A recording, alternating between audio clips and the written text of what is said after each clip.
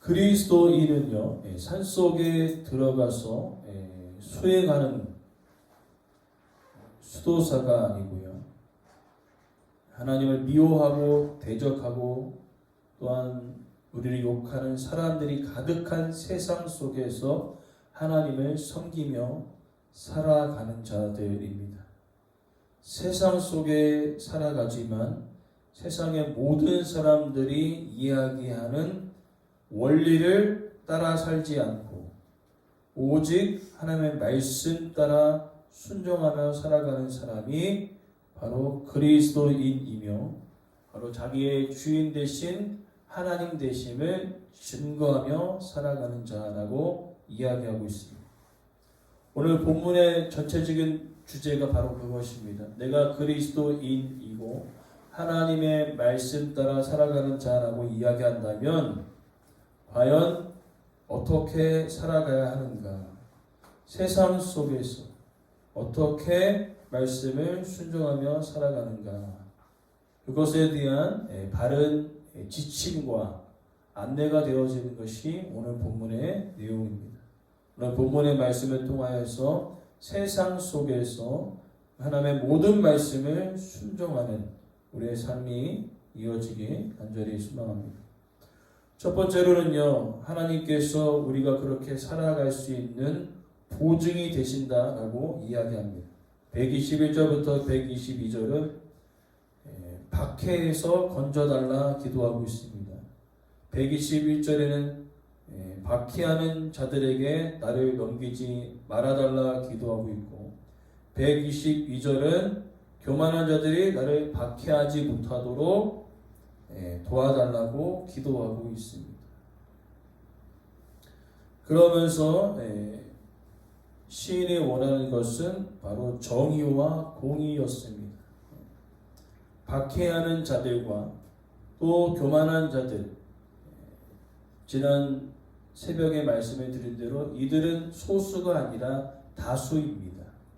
그러하기 때문에 그들의 힘의 논리에 의해서 정해진 정의와 공의는요, 이 땅에서 믿음으로 생활하는 우리들에게는요, 정의가 될 수 없고 공의가 될 수 없습니다. 유전 무죄, 무전 유죄, 그것이 세상에서 상응하는 삶의 원리처럼 느껴지지 않습니까? 그러한 삶의 원리대로 살아가기 때문에 시인은 하나님이 원하시는, 하나님께서 생각하신 정의와 공의가 이 땅 가운데 실현되기를 간절히 기도하고 있는 것을 볼 수 있습니다. 정의가 무엇입니까? 사법적인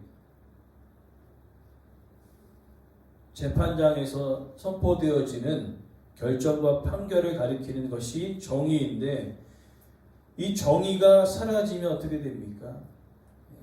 억울한 사람들이 엄청 많겠죠. 그러나 시인이 느끼는 그 감정은 힘 있는 자들의 원리에 따라 이 정의가 선포되어지기 때문에 억울한 자들이 어마어마하게 많아질 것이라고 이야기하고 있습니다. 또한 공의는 하나님과 언약적인 관계에서 올바르게 살아가는 삶의 태도인데, 올바르게 살아가는 삶의 태도를 가지고 살아가는 자들은 거의 없습니다.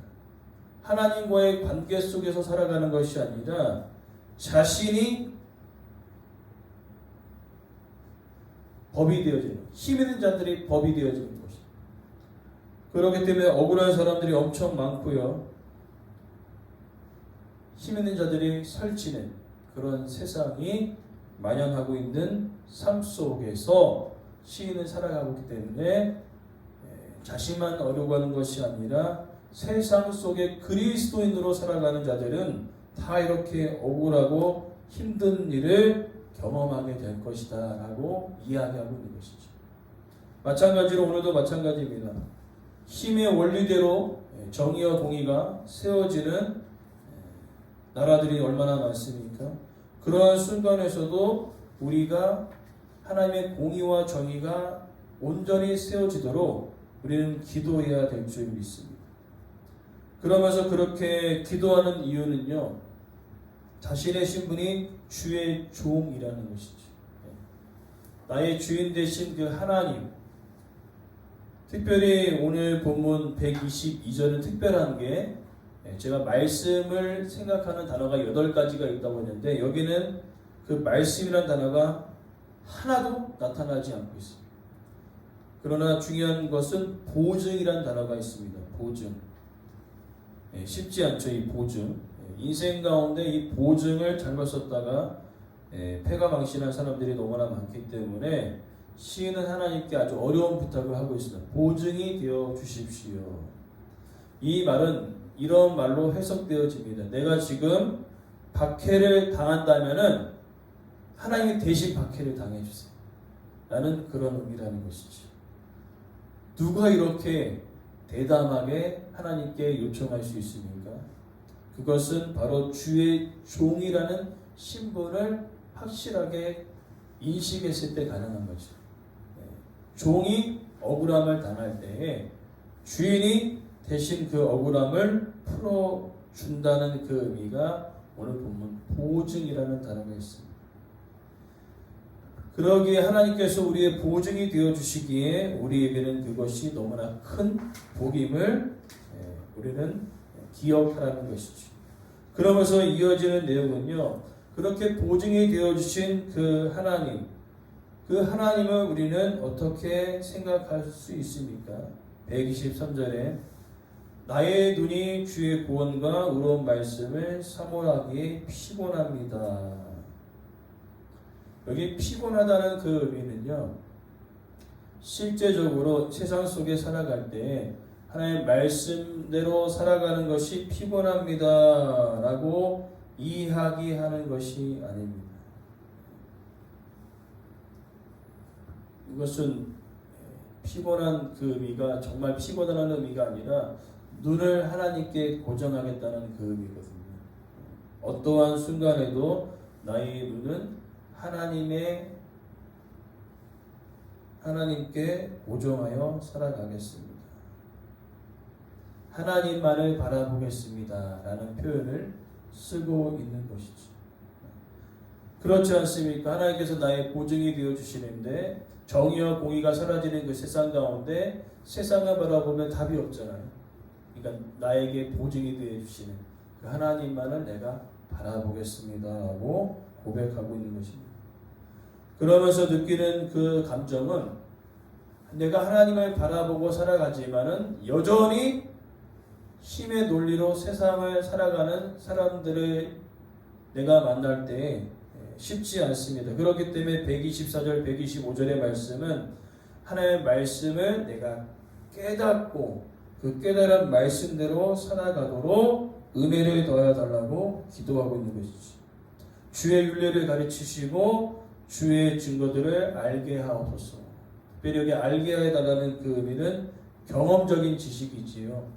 실제로 내가 힘의 논리대로 정의와 공의가 사라지는 그 세상 속에서도 내가 그 모든 상황과 환경에 시선을 고정하는 것이 아니라 하나님께 시선을 고정하며 믿음으로 살아갈 수 있는 그 은혜, 그 믿음 하나님 내 안에 허락하여 주셔서 내 안에서 이 내면에서부터 참된 변화가 내 안에 있게 해야 달라고 기도하고 있는 것을 볼 수 있습니다. 그러면서 아주 재미난 표현이 126절에 기록되어 있는데요. 주의 법을 폐하였사오니 지금은 여호와께서 일하실 때니입니다. 제가 앞서서 말씀드린 대로 힘의 논리대로 정의와 공의를 행사하고 있는 행악자들과 교만한 자들이 이제 어디까지 나아갔냐면은 주의 법을 폐하였다는 것은 뭐냐면은 아예 그 공동체, 그 사회 안에서 하나님의 말씀대로 살아가지 못하도록 주의 말씀을 완전히 자신의 삶 속에서 없애버렸습니다. 누가 없앴나요? 하나님의 백성이. 처음에는 힘의 논리대로 살아가다가 그래도 조금씩 말씀 가운데 부딪힘이 있었는데요. 이 부딪히는 말씀은 이제 아예 없애버린 것입니다. 우리도 마찬가지입니다. 우리가 이 땅을 살아가면서 하나님 말씀대로 살아가고자 하면은요, 때로는요, 그 말씀이 세상의 방법과 다르기 때문에 우리 마음속에 충돌한다는 겁니다. 충돌할 때 이 영이 살아있는 사람들은요, 아, 그래, 그래도 말씀대로 내가 살아가야지 하면서 하나님의 말씀 깨닫게 하옵소서, 말씀에 순종하게 해달라고 기도하지만 그 영이 점점 우리 어제 주일의 말씀대로 속사람이 연약해지면 어떻게 됩니까? 충돌할 때 말씀이 거부감이 느껴지니까 이제 결국에는 아예 안 되겠다. 말씀 버려버리지. 말씀을 버리고 세상의 방법대로 완전히 돌이켜 살아간다는 거죠. 지금 현재 이와 같은 일들이 벌어졌습니다. 주의 말씀이 누가요? 이방인이 아니라 함께 생활하고 있는 언약 공동체. 그들이 이제는 하나님의 말씀 처음에는 부딪히다가 아 그래 살아가야지 하다가 계속 부딪히니까 안 되겠다 버려버린 거죠. 그런 순간 가운데 대담한 결단이 있어요. 지금은 여호와께서 일하실 때입니다. 하나님이 일하시면요 하나님의 때에 일하시지 않습니까? 성경의 논리는요 하나님의 주권 가운데 일하시지 않습니까? 근데 오늘 본문은요 오히려 그 주권이 시인에게 있는 것처럼 느껴지죠. 이것은 성경적인 용어로 거룩한 재촉입니다. 거룩한 재촉. 제가 한 가지 예를 들어 보이면 여러분들이 아마 쉽게 이해할 것입니다. 자, 다윗과 골리앗 사건을 알고 계시죠? 골리앗이 하나님의 백성들을 모욕할 뿐만 아니라 하나님을 모욕하고 욕하고 있지 않습니까? 그때 다윗이 외쳤던 것이 거룩한 재촉이 하나님 뭐하고 계세요 지금? 그러니까 자신의 어려운 상황 때문에 구해달라는 의미가 아니라 하나님의 이름이 지금 욕먹고 있는 것이 마음속에 불타오르는 거예요. 그래서 다윗이 얘기합니다. 하나님 지금 뭐하고 계세요? 하나님의 이름이 이렇게 지금 이 땅에 떨어지고 있습니다. 하나님의 언약의 백성들이 말씀을 버렸습니다. 뭐하고 계세요 지금? 지금 일하실 때가 아닙니까? 그때 하나님께서 어떻게 얘기합니까? 다윗이 이야기했죠. 너는 그 칼과 단창으로 내게 오지만 나는 네가 욕하는 여호와의 이름으로 하나님의 일하심을 믿고 내가 나아간다 했을 때 어떻게 합니까? 하나님께서 원래는 하나님의 때에 일하시지만 이 거룩한 재촉의 그 간절한 그 간구를 들으시고 즉시 응답하시는 경우들이 있어요. 그래서 어떻게 됩니까? 우리가 당시 블레셋 군대의 복장을 알면은요, 이건 기적에 가깝습니다. 왜냐하면 이 미간, 이 눈, 그죠? 투구를 이렇게 해서 이렇게만 나오기 때문에 요 미간을 맞히지 않으면은 투구에 막히기 때문에 죽을 수는 없어요. 기가 막히게 요 미간 사이로 돌이 들어가서 죽사하지 않습니다. 이건 누가 한 일이에요? 다윗이 한 일이 아니라 하나님이 하신 일입니다. 오늘 시인은 이것을 기도하고 있는 겁니다. 하나님의 언약 공동체 안에 말씀을 버렸습니다. 하나님이 욕하고 있습니다. 하나님 일하셔야 되지 않습니까? 하고 기도하고 있는 것이죠. 이것을 바로 거룩한 재촉이다 라고 이야기할 수 있겠지. 그러면서 그가 그렇게 기도하는 중에 어떠한 진리를 발견하게 되느냐? 127절 말씀에 주의 말씀이 순금보다 더 귀하다는 것을 알게 되었다는 것이지. 박해와 압박이 심하고 오히려 하나님의 말씀이 없어지는 그 순간 속에 희한하게 없어짐은 더 귀하게 느껴지죠. 많은 것을 생각했을 때는 그 많은 것에 대한 가치가 떨어지지만 적을 때는 이 적을 때의 가치가 더 높아지는 것처럼 아예 하나님의 말씀이 없어진 상태에서 말씀을 따라가는 시인은요, 이 말씀이 얼마나 귀중하고 소중한지를 깨달았다는 거예요. 없어진 그 상황 속에 야, 이 말씀이 진짜 엄청난 가치를 가지고 있구나. 그것을 깨닫게 되어지지. 그래서 마지막 128절로 그는 결론을 내립니다. 무엇입니까? 여기 중요한 단어가 있습니다. 바로 모든이란 단어예요. 하나님의 말씀 모든 것, 모든 말씀을 내가 바르게 여기겠다는 것은 순종하겠다는 의미입니다. 그리고 반대로 모든 거짓 행위를 이어하겠다는 것은 철저히 버리겠다는 것이죠. 앞에 126절에 폐하겠다는 것과 미워하겠다는 그 의미는 같은 의미를 쓰고 있어요. 내 인생 가운데 하나님의 말씀이 아닌 것은 다 갖다 버리겠다는 것이죠. 그리고 내 인생 가운데 하나님의 말씀은 모든 말씀을 내가 순종하며 살아가겠습니다. 그것은 바로 말씀에 대한 가치를 알았기 때문에 시인이 고백할 수 있었던 것입니다. 오늘 우리 말씀을 통하여서 우리는 기억해야 합니다. 시인만 그런 세상을 살아가는 것이 아니라 오늘도 우리도 그렇게 살아갑니다. 힘의 논리에 의해 공의와 정의가 세워지고 있고요. 심지어 교회 안에서도 하나님의 말씀을 버리고 세상의 방법에 따라 살아가는 성도들도 너무나 많습니다. 그렇기 때문에 오늘 본문의 말씀은요, 말씀을 버리는 그 순간 속에 말씀을 지키는 그 말씀의 가치가 더 부각되어 살아가는 세상이 오늘입니다. 그러하기에 우리는요, 하나님 말씀이 아닌 것은 내 인생 가운데 다 갖다 버려야 되고요. 그리고 하나님 말씀만 우리가 붙들 때에 오늘 하나님께서요, 우리의 보증이 되어 주신다고 이야기합니다. 이렇게 말씀의 가치를 알고 말씀에 순종하는 그 사람들에게 보증이 되어 주신대요. 이 보증은 무엇입니까?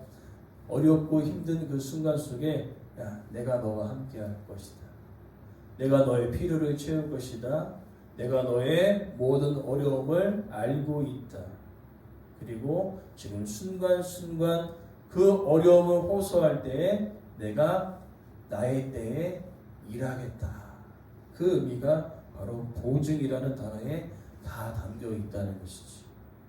특별히 이 보증이라는 의미는요, 십자가의 은혜와 연결이 되어집니다.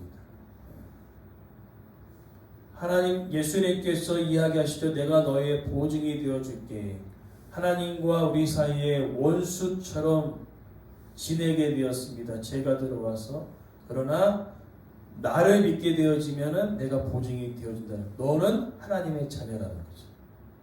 너는 하나님께 나아가 담대히 기도할 수 있다라고 예수님께서 보증이 되어 주신다고 이야기하고 있습니다.